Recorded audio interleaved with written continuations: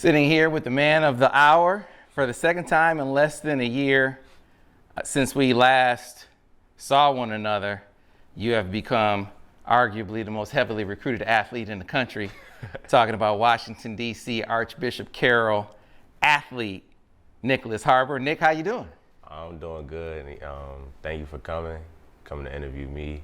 And, I'm just blessed to, be here, thanking God that, He's blessed me with all these gifts and, all the, just the accountability, just to be here and just to keep pushing myself, keep pushing others, to become great at everything we want to do. Man, I was really impressed when we talked before, but not just with the athleticism, that goes without saying. First thing you talked about was the importance of academics, how that was at the forefront. And I remember thinking to myself, you must have some amazing examples around you that really emphasize that not just say it, but live it and walk it too. So kind of take me through your influences, like where your perspective comes from. My perspective comes from probably my two biggest fans, mom and pops. Dad, professional soccer player, went to Alabama A&M, came from Nigeria probably in his later teenage years. So with him, the focus was, more of the soccer side, but he always strived for the academics because now he's a contamination control engineer for NASA, and you really don't see that when kids, come from foreign countries, like Nigeria, and just to be here and to have that job, like that's a really well-paying job. Like I'm not even gonna say nothing about that, but I think he was like the biggest push for me because anything lower than an A, he's mad at. Like it's getting to that point where I have to get A+s and everything. And then my mom, I'll say my mom was like the biggest focal point because she said she wants a meaningful degree. You could be the best athlete, you can be the LeBron James, the Michael Jordan of sports, but if you don't got nothing up in here, then it was just a waste of time. Like that's why I like to see sports as like my plan B. Like I want to make sure that I got that degree and I have my dream job, my number one job that's after sports because, God forbid anything with the positions that I play at, I'll probably be in the sport for 10 years, 10, 11 years max. And then I probably want to stop playing because, I'm going to get hit and all of it. And it's just sometimes your body not going to perform like it wants to. Like, I'm not going to be Tom Brady. Not playing until you're 45, right? Yeah, so, with that, it's just them two just pushing the academics. And then my older cousin, Avery, he's probably my biggest role model, on and off the field, because, like, he said, we was in the same position, but he didn't take the route that I took. He wanted to stay school here instead of, going to boarding school and prep school.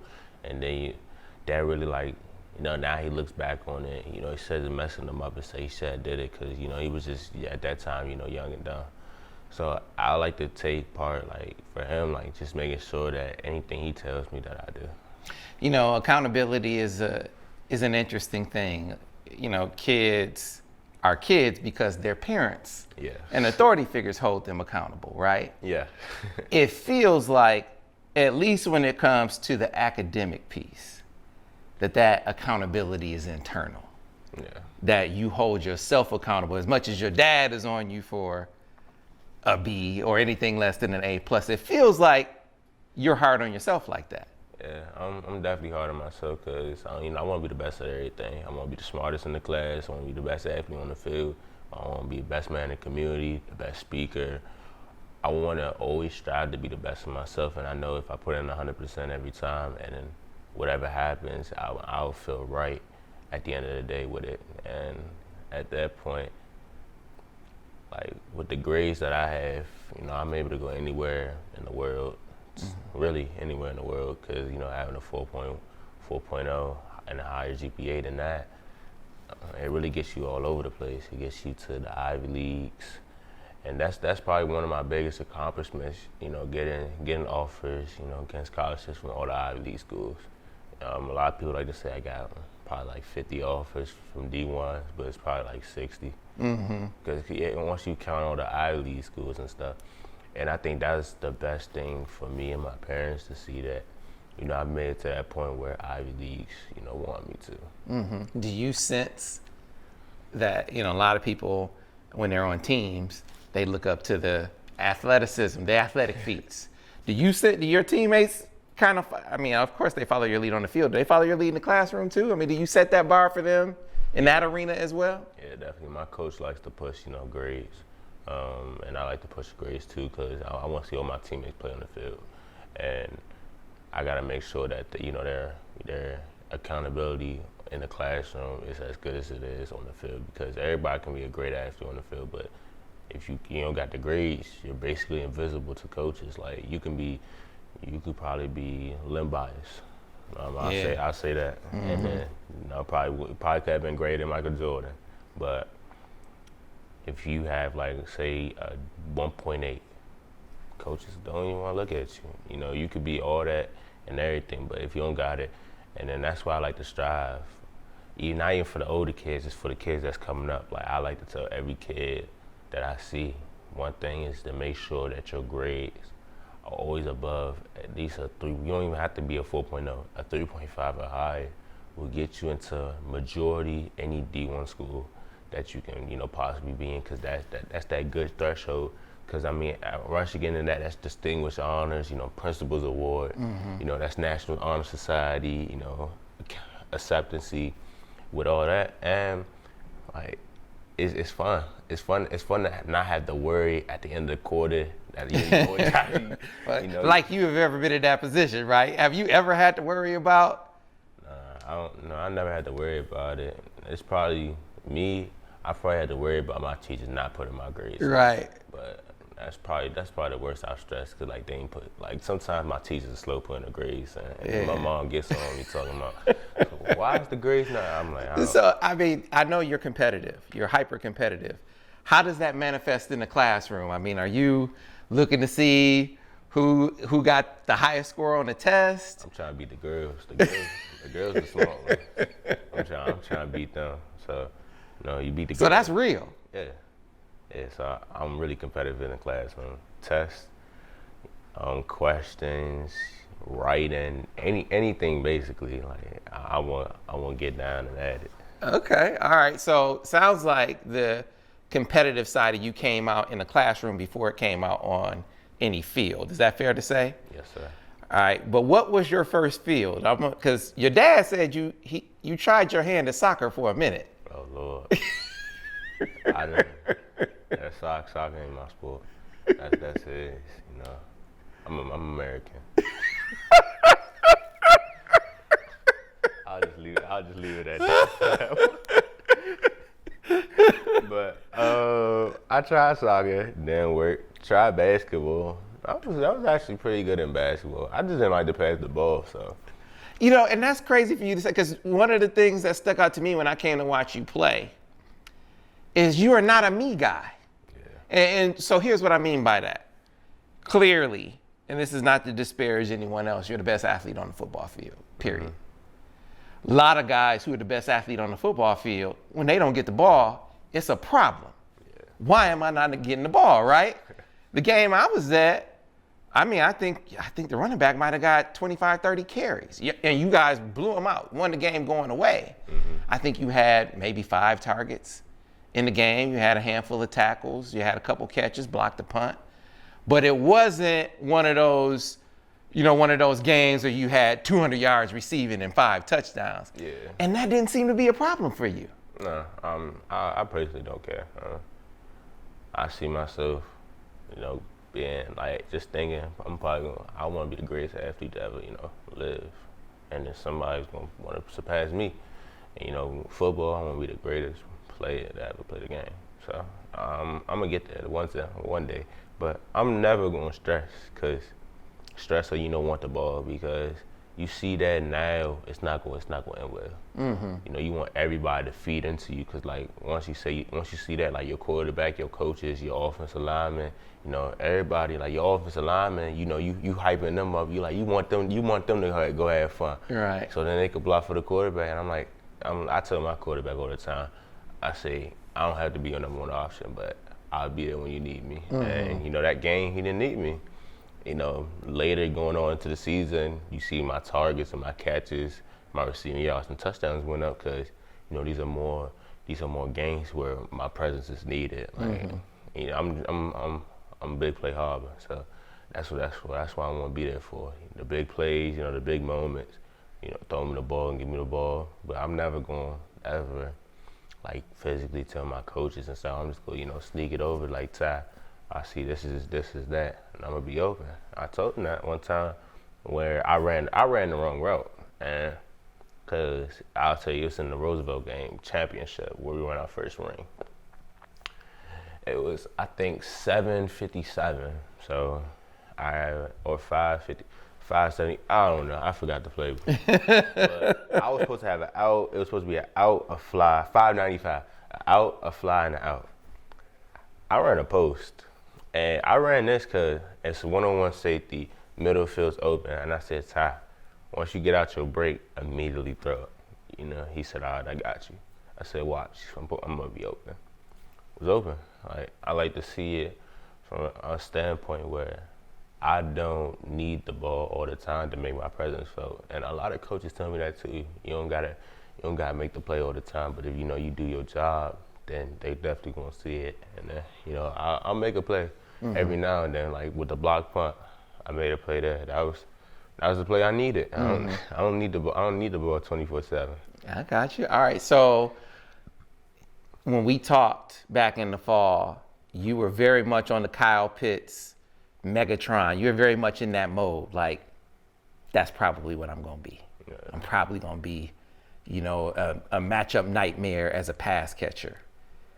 As your recruitment has evolved, there are a lot of schools some schools are saying Megatron, some schools are saying Isaiah Simmons, some schools say you could be Micah Parsons. I mean, they're all over the board with what you could be on the football field as an athlete. Has that changed your thinking about what you want to be long term?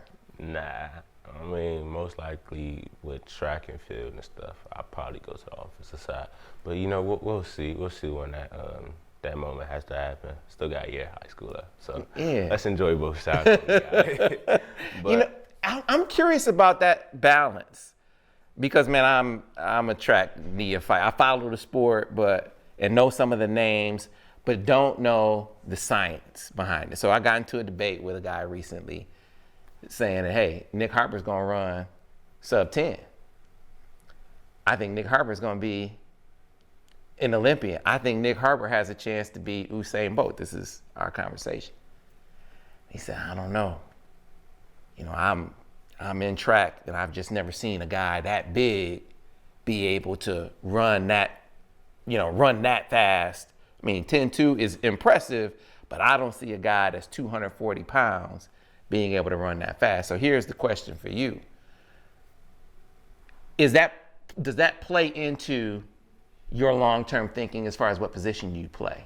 Yeah. How much weight you can carry on the track and still be at optimal speed? And what is that weight in your opinion? That weight was like now, I probably was 240 around in some time of track season. You know, eating too much. But they put me on the diet, so probably around like 225, 220 now. So I've dropped weight, but that threshold, that 220, 215 route, you know, you can still run like 225, run 10-1, 10 flat. But if I want to go like long term at track, you know, stop football and not like really get down and dirty with it, and then I'll probably be like 210. I got you. Straight muscles. So I mean, it's possible, but like right now, I could probably run like 10 flat at 220 pounds. It's just like this, my speed, and then like just my pure muscle and just the strength that I have. You know, the explosiveness. You know, everything would just come apart like that. So competitiveness on the track. I mean, are you checking numbers? What's my man out in Cali? Is Roderick. Yeah, Pleasant. Yeah. So, Yeah. and then Ariane Knighton, obviously. That's a different beast, right? Oh, don't include him in the conversation. I don't even. I gotta drop the 210 for it. Actually, I'll say this: at the age at 16, I got the fast 100 time. That's all I gotta say. Right, yeah, because that's the other thing that's important to know. Like, you haven't turned 17 yet, right? Nah. So your fastest 100 is what? 10:28. And your fastest 200 is what? 20.76. Right, and so Ariane ran like 19.4 or something like that? Yeah, 19.4. And then what did Roger run the 100 in? Roderick ran it, I think 10:14. But I'll say this: great athlete. Like Roger, I seen him. Since last year we've been battling now in the 100. We never raced before, but that all changes this weekend. That's this weekend. Yeah, that all changes this weekend. So, finally the matchup that everybody's been wanting to see. Who's the fastest football player? It goes on this weekend. So. Where's that race at? Philadelphia at the New Balance Nationals. Okay. So actually, I leave tomorrow like 5 o'clock in the morning. Okay. So I mean, everybody wants to see that race. Everyone wants to see who's gonna win, Roderick or Harbor. So, we'll see what happens.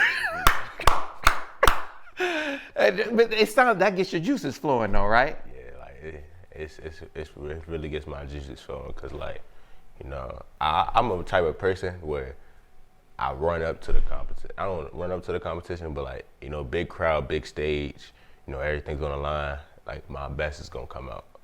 That's what happened in South Carolina. When I had Tamar's with me, running with me, and then that race went viral. We was just both there. Both, it was a lot behind that race. So, for us just to go back at it and like that. And in California, you got all the pros, all the colleges there. So, you gotta run. So when it's a big stage, my best comes out. So, I'm looking forward to the race. I'm not gonna think about it because I'm not gonna get my antics, my juices flowing. Right. I'm just gonna wait until that final comes and when we're side by side, and then may the best man win. So you get pushed in the classroom because you want to be pushed. That's part of it. You get pushed on the track. Sounds like because you want to be pushed. So Pam said, sub 10. I think it's going to happen this calendar year. How do you take that? Do you take that as something that you see on the horizon? Something that is just that you're reaching, that you're aspiring to, but it doesn't necessarily have to be something that you do in order for it to be a goal? How do you process something that would be amazing? I don't know that there has been a sub 10 100 meter in high school anytime recently. I want to be this is what I've seen since I've been in high school. I want to be the first American high schooler to ever break sub 10 legally. Mm-hmm. That's it. That's the goal. It's been broken before illegally. You seen Matthew Bowling in Texas with that hurricane. Anybody can run 9 in that hurricane. It's outrageous. That's one thing you can't do. You can never believe somebody in Texas. They run something crazy. You got to figure out the win. And if the win is surprisingly down illegally, you still can't believe it. Okay. They got to run it outside of Texas for you to really know. But so that's one of those track secrets. See, I didn't know that. Okay. Yeah. You can't believe Texas. That's one thing you can't believe. Texas don't believe it. They got to run it outside of Texas. But I'll say with me, that's my biggest accomplishment is to break sub 10. Mm-hmm. That's probably bigger than football. That's probably bigger than any football accomplishment because with football, I did it basically all. The only thing I haven't did is become the number 1 player in the country. Mm-hmm. And I feel like it's going to happen one day, but we'll just see because there's a lot of biased people out here. And, they're going to want to take probably quarterbacks over anything else. So, we'll see with that. But that would probably be like the greatest thing I did ever. And it's just gonna mean so much to me and so much to my family that, you know, I was able to do it and I was able to accomplish it because I've been working so hard. I became more disciplined, went on a diet. Wait, so you were achieving all of this without being on a strict diet? Yeah, but I realized, you know, my weight, I can gain weight pretty fast. So, you know, it's making me sluggish. So, and then I had to lose all of it, and then I just had mouth surgery. So now I'm just coming back from a surgery and stuff. So I've been working, like just to get back to it. So it's gonna be all fun and games. All right, last track question before we get to football. You obviously have the Arion Knighton option. Like you could be a pro track guy if you wanted to. Where are you in that thought process, and how does NIL affect the thinking, if at all? I believe to me that I don't want to go pro. I'm too young. I barely live a life now. So, I mean, going pro, you gotta take that sport seriously. I love football, so I can't leave football like that. Not yet, at least. Mm-hmm. So, I just want to enjoy my last year of high school football. You know, win 2 rings this time, 1-1. So just get Archbishop Carroll 2 more rings. That's what I came to Carroll for. You know, a lot of people like to say I can't win the Bullets, St. John's, you know, good council. I can't win anywhere. But you know, I decided to go to Carroll. People like, Carroll. Like, what is Carroll? And it was just from that. It was like it was a great environment, a great coaching staff, and like they kind of like built the team around me. But it wasn't about me. It was about everybody collectively, and the whole team was just like compatible with each other. Like we all had our do's and don'ts, and like with this, you know, you got DJ in the hurdles, you know, Marcus, my partner in crime, you know, Jalen taking over the mid ranges. You got Nico, you got Antoine now, you know, you got Drew in the jumps. With all of us there, and then you got Coach Victor and Coach Raw, you know, as our 2 head men, you know, leading us into battle. We ready for it. Mm-hmm. But with going pro, you're on your own. You know, you don't get to enjoy it as much. Like it's a job, but you still get to have fun. But I mean, with me being 17, possibly, if I decide to go pro, would be probably 16. With me being 16 or 17, like I didn't even get to experience college. You know, I want to experience college for like at least a year. Mm-hmm. You see what it was really about. You know, I've heard good things about colleges, so gotta see what it's about. I was talking to your dad, man. He said, you know, if he had the option in the same stage of development, some professional options, once he was on a path where he had, you know, been in school some and experienced some things, he would have liked to have taken that option. He didn't have that option. You will, and then you cross that bridge when you get there, sounds like. Figure it out when you get there. Yeah, so I just want to say, I just live day by day. Whatever opportunity, whatever obstacle comes, I just got to face it on that day, and you know, just don't want to think about it. Like, that's not even in my mind right now, you know, going pro and stuff. If that opportunity comes up, you know, where I get a contract, then we start talking about that. Then, you know, that day where I have to decide, it will come. You know, I believe it. But it's been talked about, but it hasn't came just yet. So I think they're just waiting to see what I'll do this week, and if I do something good, then we'll see. Well, so obviously you could be big in college track. I saw you talking a lot about the USC track program and those coaches. Have any other track programs sort of hit you like that? Like, wow, I'm really impressed with this track program or this track coach in the way in which you talked, same way you talked about the USC track program? Yeah, yes sir, definitely. LSU with Coach Arts, and I love her. Love LSU. You know, LSU's always came to play. And then I'll say Coach Garfield, you know, my favorite college track and field coach. You know, me and him have been talking.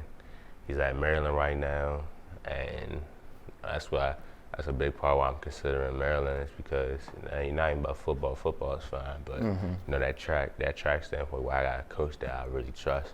You know, I've seen him do it, to other kids and other athletes, and I feel like he can do the same with me. All right, so now let's turn the page to football. All right, so Nick, when I came last time, man, I mean, you had schools on you, but it's ridiculous now. With the amount of attention you're getting, it took a lot to be able to even get with you. I talked to Brian Ellerby at the school. He was like, man, get in line. He has requests coming in from everywhere because you're that big a recruit. What, in this past 9 months, have you come to like about the recruiting process, and what have you come to dislike about it? I'll start with the likes. It's very fun to be recruited at a high level, because that's what everybody dreams for. Like, everybody that plays football wants to be a 5-star, wants to be, one of the best recruits in the nation, wants all that college attention, wants colleges, flowing in.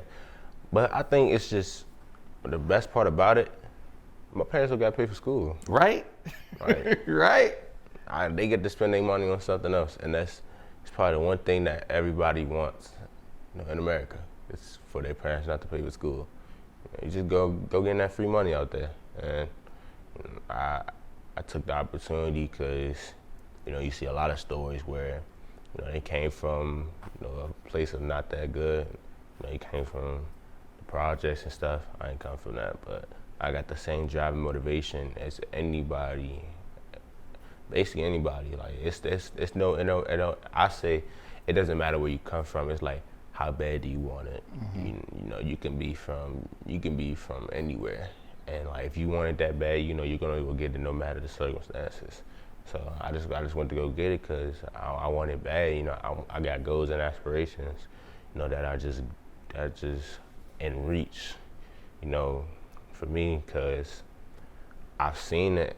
I feel it that my best is yet to come, and I'm gonna keep pushing. I'm gonna keep striving for it. And then I'll say the dislikes. Sometimes it does get annoying, and I hate being on the phone. I don't know why. I just hate being on the phone. It is bad. It is bad. So have you told coaches? I mean, because how do coaches get in contact with you if it's not on the phone? Have you No. told them? I started I've gotten better at it, but I hate being on the phone. It's just sometimes where I just don't want to talk, but then I've gotten better at it with coaches and stuff, or just I don't know, I need a break. So I've taken a lot of breaks, so I'm basically locked in now. I'm focused on track. So. How would you recruit you, knowing what you don't like?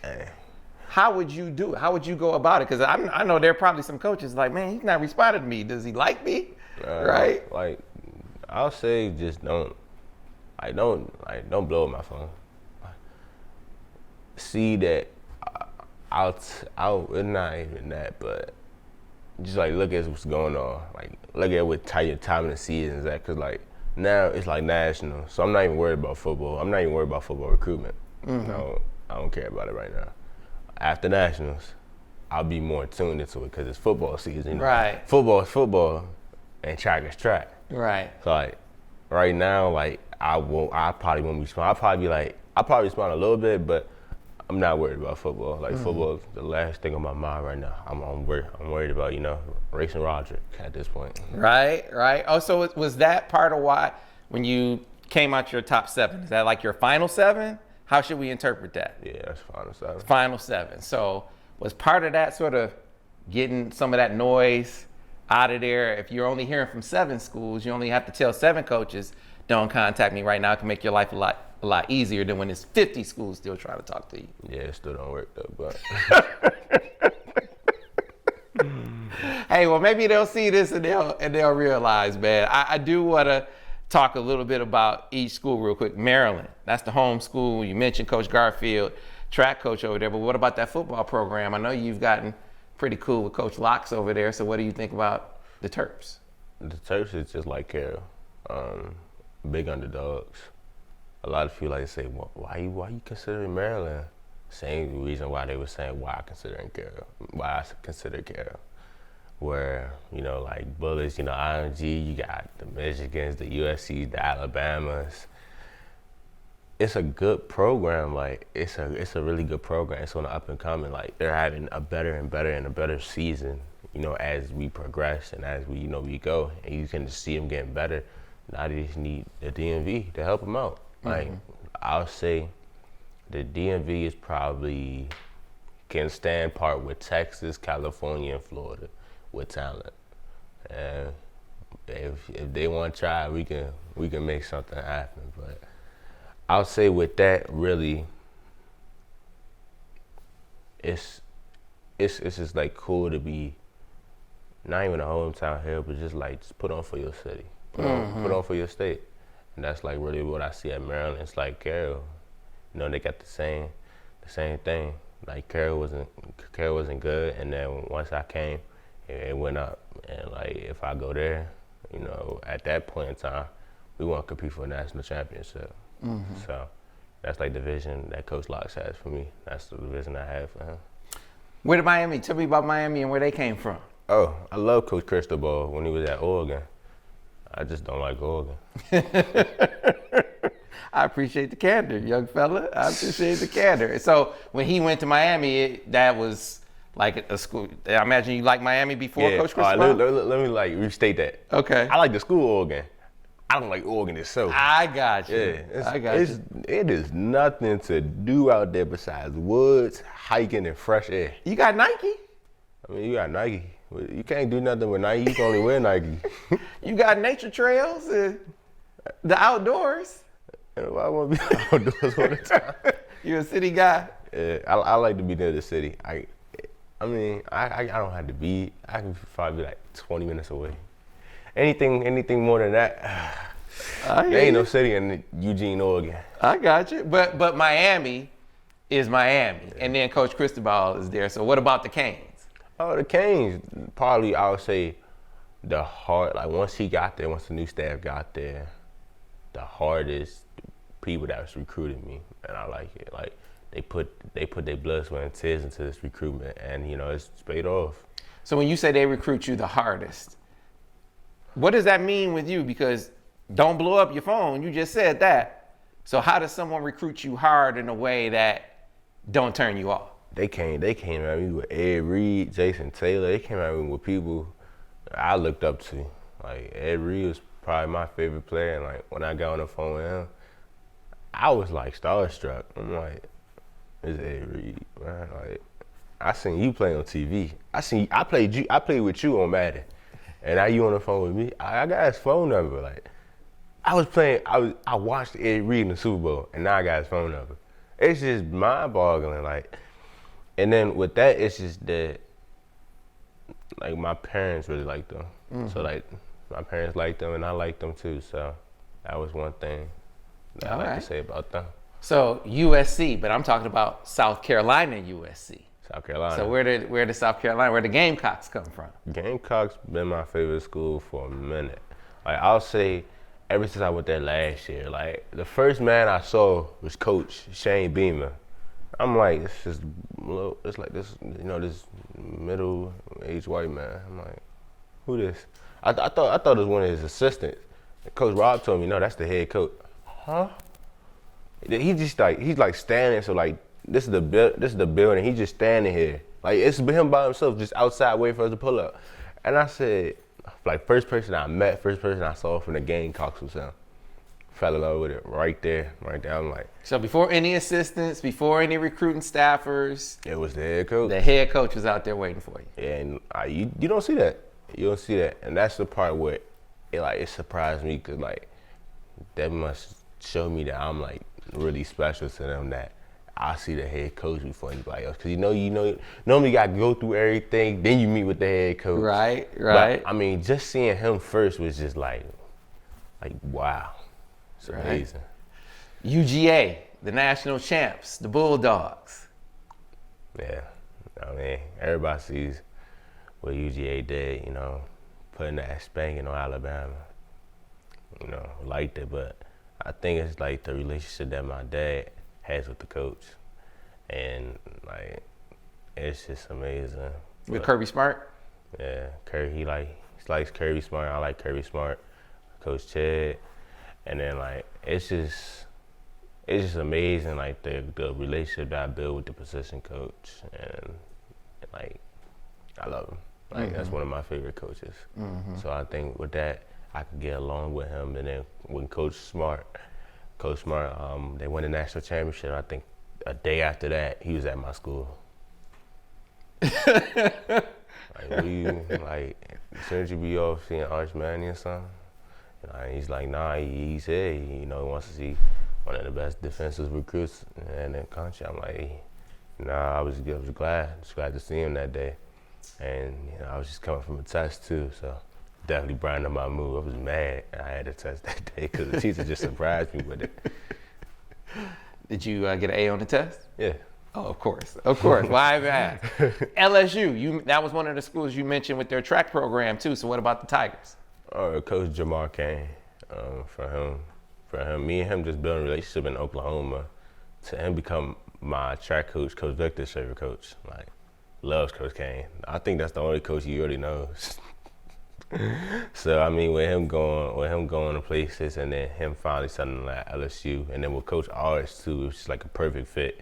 Because he started to introduce me to all the coaching staff, and then with Coach R's, it's like boom. And then LSU was my first track home visit, so that was a very big thing too.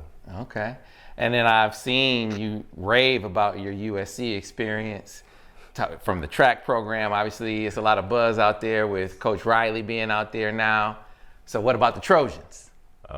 With Coach Riley, the relationship that we had when he was at Oklahoma, and I met in his office, and we was in there for about an hour, just talking and just having fun and just really enjoying the time and stuff. And then with him going to USC, that was a big part with it, because the track program is excellent there. Like, I loved Oklahoma track program. Like, if he didn't leave Oklahoma, we ain't gonna say nothing about it, but probably I would have been concerned that heavy. It's just like a great atmosphere there. But then, you go to Cali's Hollywood, lights, cameras, action. So, I mean, with him going there and just like, just to rebuild the Trojans, like getting back to the greatness. It's like actually a thing, I will always follow him. And then with me going out there to Mount Sac and then finally visiting the school, it was actually surprised what I expected. I didn't expect USC to be like that. Actually, my dad wasn't either, or my coach. Like, we was blown out our minds, like, to how like good it was. Like, so what you said, it wasn't what you what did you expect? Like a school in the hood. Like, but it wasn't in the hood. I mean, it's in the hood, but like, it wasn't like what you.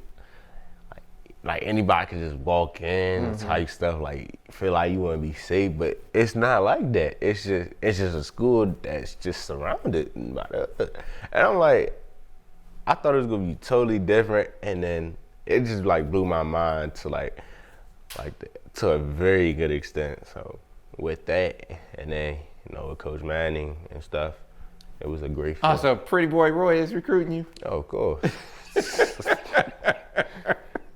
That's a dude that'll compete with you for sure. Yeah. Or anything, whether it's at the sticks or the track, he's gonna try to compete with you for sure. All right. Sure. So, and then of course we start talking about the University of Michigan. So what about the Wolverines? I mean, they obviously, I was here to talk to you back in the fall. They were on you at that point. What do you think about Michigan now, 6-7 months later? Michigan just keeps blowing our minds. We just went to Desmond Howard's, I think I'll call it a seminar. And we went there, we went to go meet him, took pictures with him, just hear him talk and stuff. And then Mr. Shamari Stone, he invited us. And it was like a lot of Michigan alum. Like, everybody was a Michigan alum, corporate America. I call them corporate America. A lot of business, a lot of business people and stuff, and like they just give you a rundown.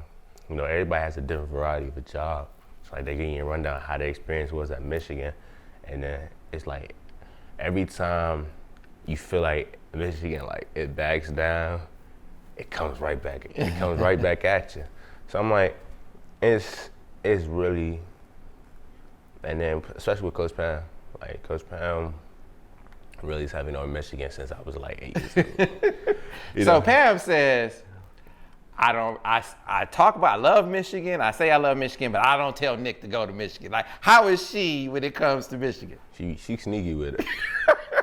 She's sneaky with it. I kind of figured that out. She's sneaky with it. Now, she don't directly say it, but she be hinting it. So, bro, I mean, I love Michigan. My mom, I think they've been like the biggest recruiter on mom. Like, mom loves Michigan. Like, she's from the Detroit area, so, you know, with that. And then, plus, she loves Coach Herb, strength coach.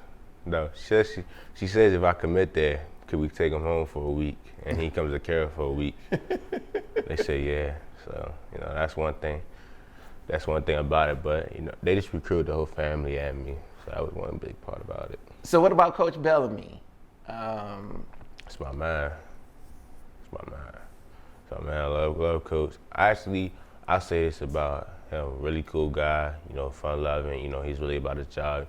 You know, he wants everybody to go to the next level. But I'll say it's about everybody there that I have a relationship with. I have a great relationship with the whole staff. It's everybody. I'm talking about the whole entire staff. You know, not even just coaches. You know, like it gets to the assistants, you know, media, like everybody. Got a great relationship with. That's why I asked you about Coach Bellamy because he's the receivers coach. But Coach Elston, is he kind of recruiting you for the edge? Coach Newsom. It's all over the place, you know. Coach Harbor sees me as probably the next Jabril Prep is probably even bigger than that because technically I'm bigger than him. So, I mean, with that, I'm a more rounded athlete than even him. And you see how Michigan, they let players play on both sides. So that's a really big thing too because, you know, I could play offense, but then, you know, I want to rush the pass at least one time. Okay. So, I mean, we'll see what happens just with that school because they just keep blowing our minds. And then now my sister, I think she likes them. So The one that was at Penn State? Yeah. Now she's liking Michigan. And I think she's liking Michigan. So I thought that was like against the rules. I mean, I think it's her baby brother, so she don't even care no more. Okay, all right. So have you heard from Michigan's track program at all? What's the interaction like with them? It's a great interaction. Zaya is like a big sister to me, and that's like the face of Michigan track right there. Yeah, it is. So I mean, that's all you gotta say. You know, she's heavy on it. She's heavy on me, and then like the coaches got a great relationship with them too. So you just mentioned something. So Zaya's up there. Obviously, she's killing it. But Hunter Dickinson's up there killing it on the basketball court. You got Olu Oluwatimi, who is a DeMatha guy who's on the team now. You got Blake Corum, who's killing it at running back. I'm mentioning all the DMV people. And so my question to you is, do you know any of them? Are they laying sort of recruiting hands on you?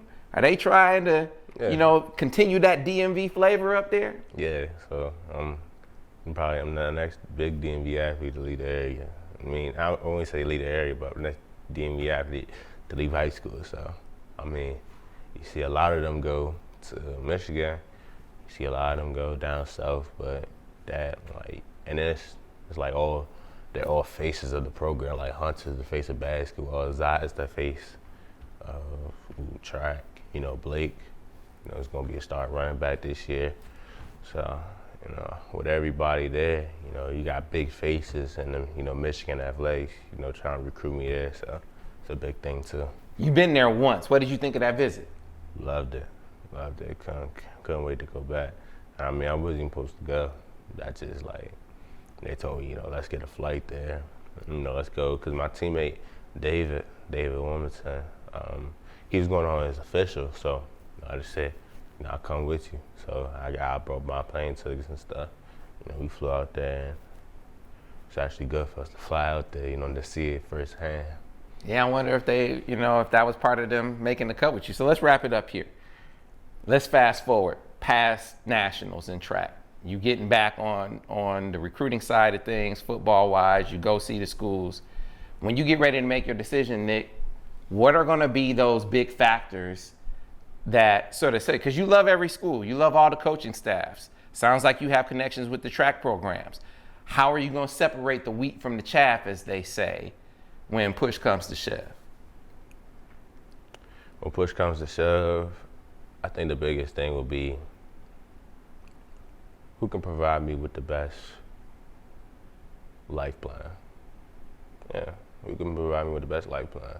Like, what can this school give me that I can cherish for the rest of my life and that I can pass down to my kids, and then they can pass down to that? And just not even generational wealth. It's what can they give me that I can continue my life, that can be successful after any sports that I play. Mm-hmm.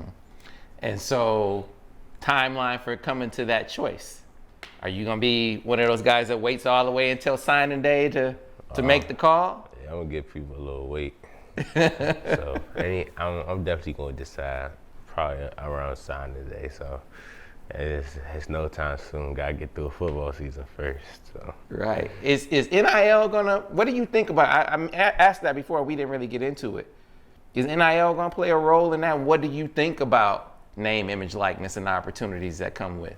I feel like with name, image, likeness, anywhere that I go, it'll follow. Like, I mean, I'm not going to be one of them kids that's like looking for the biggest money job, you know, with the biggest NILs, you know, a Ferrari, a Lamborghini, a Bentley, all this. I'm not one of them kids like, you know, the NILs is cool and all that, and I'm gonna get something, but that's not my main focus. My main focus is to go to school, have fun, play football, run track, you know, just live life, and then NILs are gonna come. And when are you gonna start taking visits again? I'm taking one to Miami. I'm taking one to Miami. It is June 24th. It's June 24th. I think it's that Friday through Sunday. Mm-hmm. Yeah, so that last week of June. Friday. Is that an official visit? Yeah. All right. You have any other visits, unofficial or official, set at this point? I'm getting one set with Michigan, and I have one set with LSU October 8th. Okay. October 8th, yeah. Gotcha. Well, hey, man, good luck in this race on Saturday. I mean, I'm not supposed to pick favorites between guys, but good luck. Thank you, sir. Good luck. And man, I'll be back in the fall to check you out. Yes, sir. All right, thanks a lot, Nick. Appreciate it. No problem. Thank you. All right.